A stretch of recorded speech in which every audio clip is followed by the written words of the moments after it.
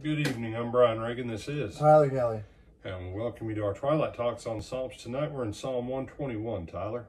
I will lift up my eyes to the hills, from whence comes my help. My help comes from the Lord who made heaven and earth.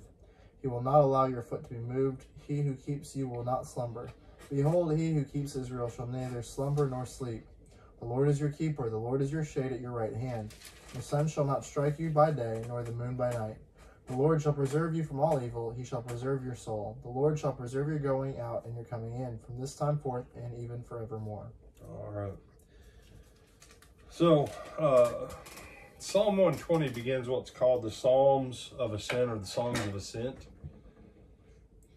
No matter where you came from, if you went to Jerusalem, elevation-wise, Tyler, what did you always do? You had to go uphill. You had to go uphill. That's why it's called Mount Zion. It's everywhere you go, it's up. So they're called Songs of Ascent because everybody had to ascend on the way up, and they would sing these 15 psalms from Psalm 120 to Psalm 134 as part of the pilgrimage. And so as it opens up, it says, I will lift up mine eyes to the hills, from whence cometh my help. Some Bible translations, they say, from where will my help come? They pose it as a question. I prefer the Old King James and the New King James. I will lift up mine eyes unto the hills, from whence cometh my help, the place from which my help comes. Not, that the temple was up on a hill. They were going up to the house of the Lord, so they're saying what? My help comes from the Lord. I'm going to look up to the Lord for my help. He's going to be my helper, my deliverer. And so, and you say, no, it's this parallelism in the Psalms. I will lift up my eyes to the hills, from whence will my help come? Then it answers it. My help comes from the Lord. Well, which Lord? The one that made heaven and earth. So now we've established why he's a helper. He will not let your foot be moved. He who keeps you will not slumber. Now, if you're going up a mountain pass or you're going up a hill, your foot not being moved is more than just about, like some people, I'm going to be steady in the Lord. Yeah, no, that's not quite what he's talking about. And honestly, part of me looks back and thinks about Deuteronomy, where it says their foot shall slip in due time. That this is more than just about being solid in God. No. He won't let your foot be moved. You're not going to lose your footing as you approach the Lord. Have you ever done any mountain hiking or climbing? Yes, sir. Okay. I assume like Appalachia and stuff? The Smokies. Okay, yeah. So the Appalachians. Okay. When you're going, did you ever just walk off the trail and actually try and go up the slope?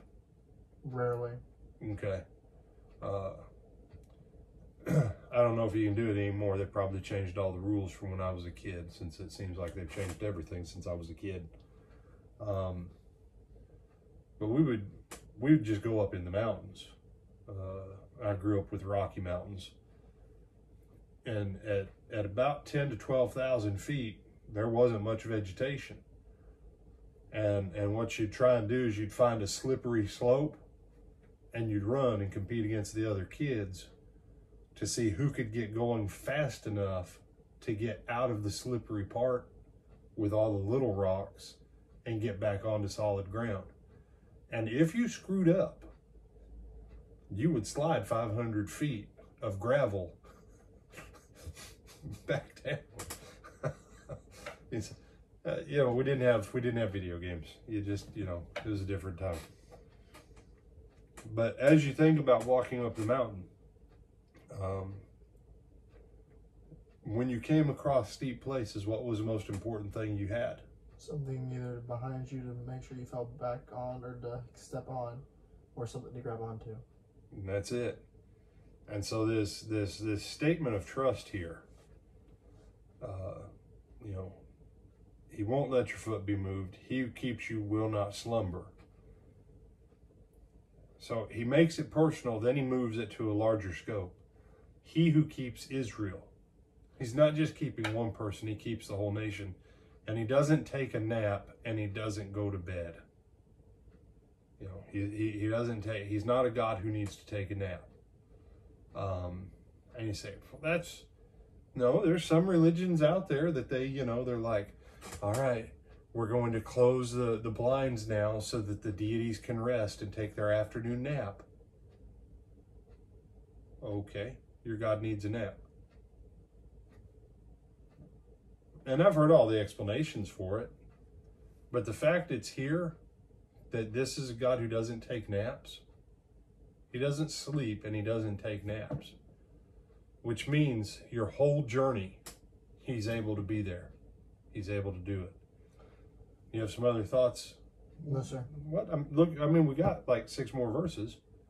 Look and see if there's some other thoughts you have before we bring it to a close on what we haven't covered.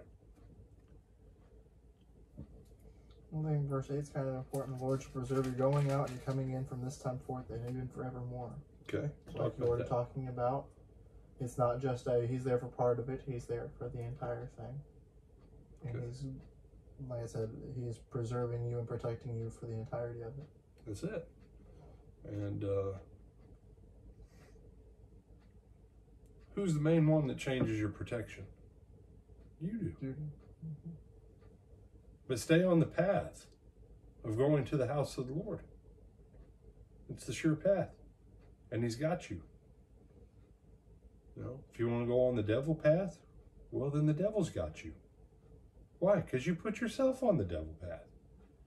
So what Tyler said, the Lord will keep your going out and your coming in from this time on and forevermore. And how do you know he can do that? Because he's the one who made the heaven and the earth. So if he can make the entire universe, he can keep you. If he doesn't take a nap because of Israel, you aren't going to wear him out by yourself. So, all right. Anything else you want to add? No, sir. All right. Then tell them good night and we'll see you in the morning. Have a good rest of your evening and we'll see you tomorrow morning at 9 o'clock.